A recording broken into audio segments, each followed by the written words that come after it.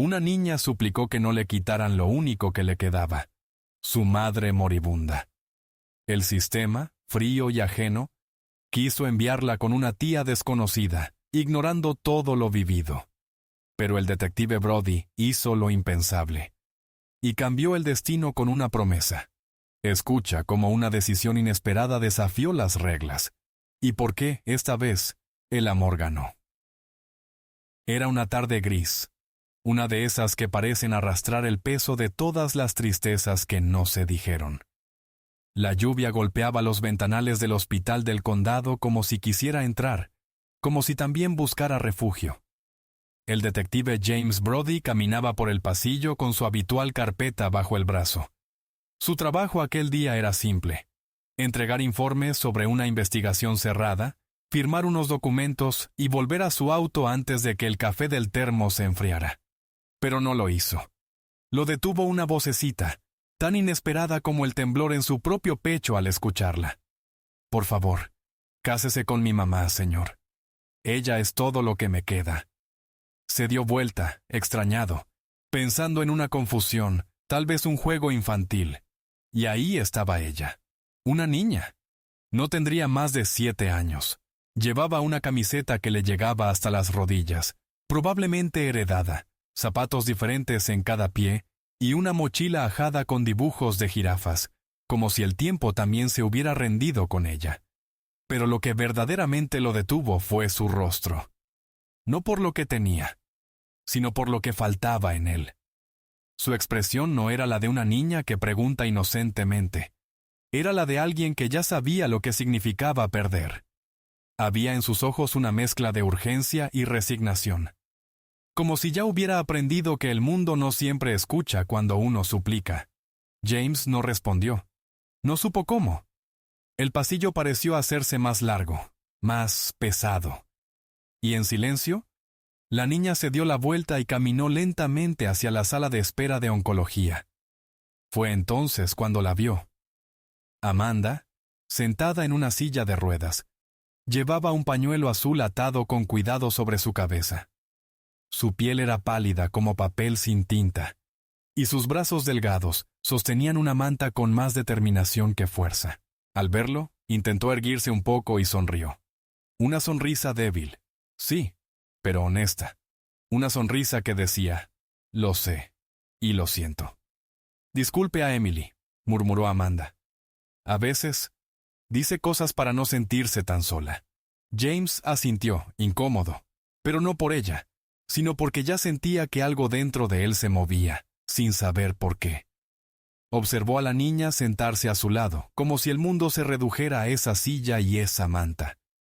Nadie más. Nada más. Más tarde, mientras caminaba hacia su coche, James preguntó discretamente a la recepcionista, y lo que le dijeron lo dejó helado. El padre de Emily había fallecido en un accidente hacía menos de un año. La familia más cercana que tenían, según los archivos, ya no existía. No había abuelos, no había tíos, no había nadie más, solo Amanda. Y Amanda estaba en etapa terminal. Aquella noche, James no encendió la radio del coche, solo manejó en silencio, con la voz de la niña repitiéndose una y otra vez en su mente. Por favor, cásese con mi mamá. Ella es todo lo que me queda. Como si, en ese momento, el destino hubiera elegido hablar a través de una niña con una mochila de jirafas. James Brody no era un hombre que repitiera rutas. Su vida era una línea recta. Casa, estación, casos, papeleo. Sin desvíos, sin sorpresas. Pero esa noche, la noche en que Emily le habló con el alma hecha palabras, su volante giró solo. Sin pensarlo, sin decidirlo. Volvió al hospital.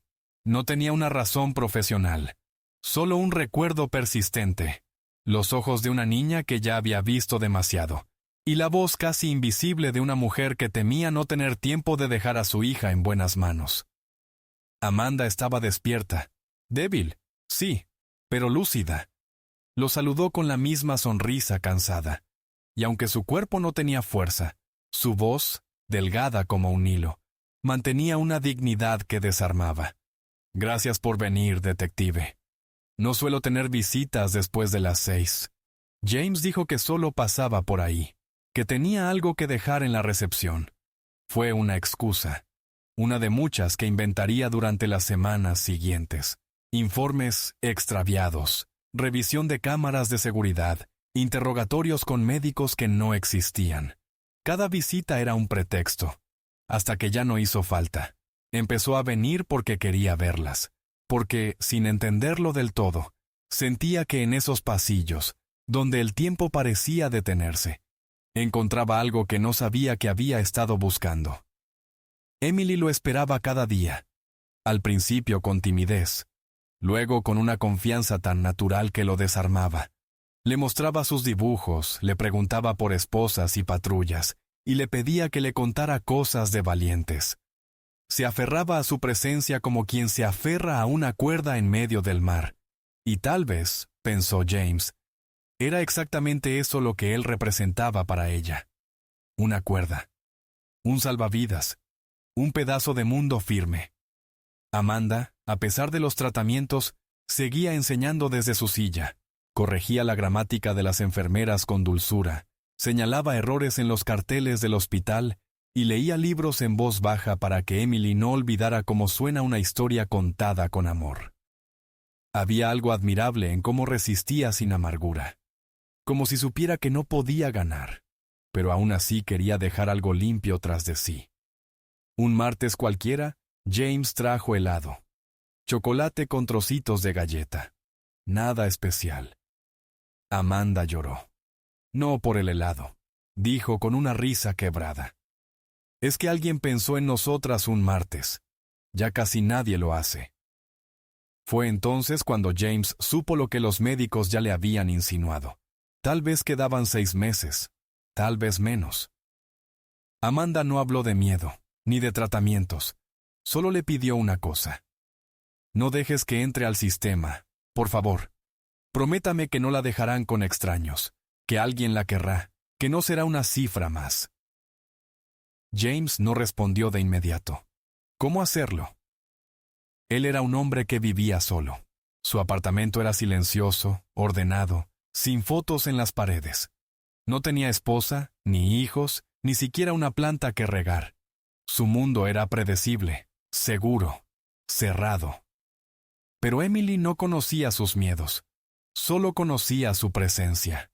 Y una tarde, mientras jugaban con un rompecabezas que James le había traído, la niña puso su pequeña mano sobre la suya.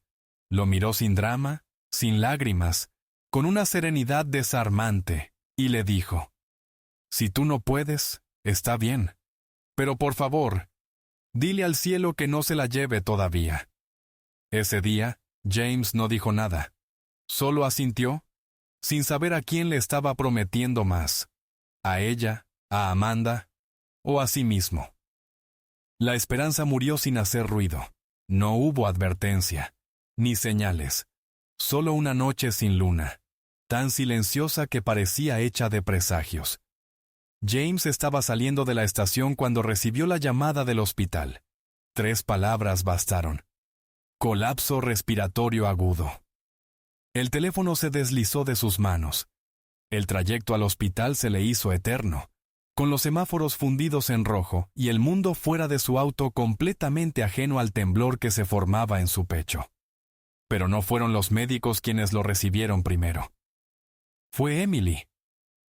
Estaba en la entrada de urgencias, sentada en una de las sillas metálicas, con las piernas colgando y la mirada perdida. Su mochila de jirafas yacía en el suelo, abierta, como si hubiera sido soltada en un momento de pánico. Cuando lo vio, no corrió a abrazarlo. Solo lo miró. Temblaba entera, como una hoja suelta. «Se la llevaron», susurró. «Y no me dejaron entrar». James se arrodilló frente a ella y la abrazó con fuerza, más por necesidad suya que de ella, porque en ese instante supo lo que significaba perder el control. Horas después, el diagnóstico fue claro. Coma profundo, sin respuesta neurológica. Podían ser días, o solo horas, pero lo más probable es que Amanda ya no regresara. James no lloró. No ahí. Solo apretó la mandíbula mientras escuchaba al médico con atención de hielo. Pero en su interior, algo se estaba resquebrajando. Y entonces llegó la segunda llamada. Esta vez, de servicios sociales. Una mujer, pariente lejana por parte del padre de Emily, había sido localizada en Georgia. Nunca había visto a Emily. No asistió al funeral del padre.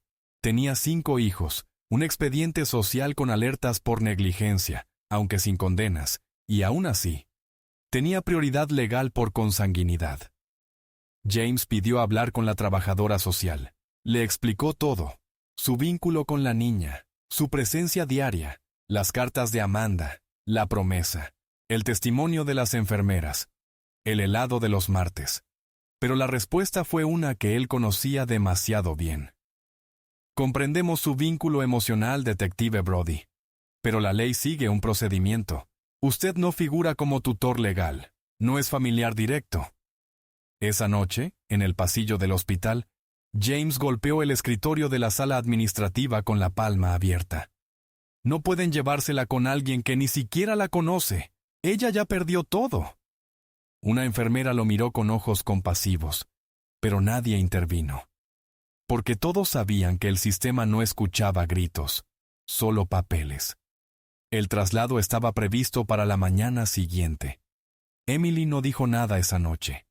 Se quedó dormida en un sillón del hospital, abrazada a su mochila, con la cabeza apoyada en el brazo de James. Pero antes de cerrar los ojos, solo murmuró: ¿y si me olvida? James no supo qué contestar, porque él mismo sentía que la estaban borrando de su vida, letra por letra, decisión por decisión. Lentamente, legalmente. Se quedó toda la noche junto a ella, despierto, en silencio, pensando, luchando con su rabia, con su deber, con su impotencia. Y cuando el reloj marcó las 4:27 de la madrugada, algo dentro de él cambió. Se levantó con una decisión que no nacía del impulso, sino del amor, de la promesa que había hecho, de la certeza de que a veces romper las reglas no es rebeldía, sino justicia. Aquella madrugada, James Brody dejó de ser solo un policía. Se convirtió en alguien dispuesto a luchar contra todo un sistema por una niña con una mochila de jirafas, y una madre que ya no podía hablar por ella. La madrugada aún no había rendido su oscuridad cuando James volvió a la habitación. Amanda seguía allí, quieta, respirando con ayuda de máquinas que marcaban el paso del tiempo con pitidos suaves y regulares. Parecía dormida, pero no como alguien que espera despertar, sino como quien ya ha hecho las paces con el mundo. James se acercó en silencio. Se sentó junto a su cama y tomó su mano con cuidado, como si aún temiera romper algo sagrado. No sabía si ella lo oía, si su mente flotaba entre recuerdos, o si cada minuto era ya un adiós extendido. «Te lo prometo», susurró. «No voy a dejar que se la lleven, aunque tenga que romper cada regla». Sus palabras no fueron una amenaza, ni siquiera una decisión. Fueron una promesa, y las promesas, en la voz de un hombre como James, eran más sagradas que cualquier ley. Poco antes del amanecer, tomó cada informe que había archivado durante semanas. Registros de visitas, notas de enfermeras, dibujos de Emily con su nombre escrito al lado del suyo, las cartas escritas por Amanda en sus días buenos. Todo lo que probaba que él no era un extraño, que no llegaba tarde, que ya era parte de esa familia, aunque nadie lo hubiera nombrado así. Fue al juzgado del condado sin pedir permiso. Golpeó puertas, llamó a jueces. Explicó cada detalle con la firmeza de un policía que defiende una causa más allá de su uniforme. Pidió una audiencia de emergencia. Presentó su solicitud de tutela temporal. Pero no bastaba. La funcionaria, con voz compasiva pero mirada agotada, le dijo: «Lo que usted presenta es admirable, detective, pero sin un lazo legal o conyugal, todo depende del criterio del juez». Y entonces James hizo lo impensable. Sacó una pequeña caja de su chaqueta. Dentro, un anillo sencillo, oro blanco, nada adornado, nada preparado, Solo una señal clara de lo que estaba dispuesto a hacer. Volvió al hospital con el documento de la audiencia en mano. Se arrodilló frente a la cama de Amanda, mientras una enfermera y un trabajador social observaban en silencio desde la puerta. Su voz tembló, pero no se quebró. Amanda, yo no sé si puedes escucharme, pero acepto cuidarlas. A ambas, como si esta promesa me definiera, como si de ella dependiera el mundo. Un capellán del hospital fue testigo simbólico del acto. El juez, informado por llamada directa, accedió a validar el compromiso como unión simbólica bajo condiciones extraordinarias. Un gesto humano en un sistema de normas frías. James firmó el acta con mano firme. Cuando los representantes de servicios sociales llegaron al hospital por la mañana, James ya era tutor legal de Emily Brody. Ella no se fue a Georgia.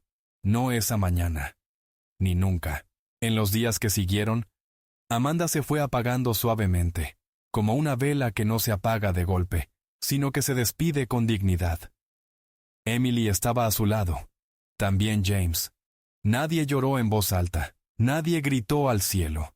Solo la acompañaron hasta el final con la paz que solo el amor puede ofrecer. Después del entierro, Emily se sentó junto a James en una banca bajo el árbol que Amanda solía mirar desde su ventana del hospital. Lo miró sin lágrimas. Había llorado tanto, que ahora solo hablaba el alma. Gracias por decirle que sí. James no respondió. Solo apretó su mano.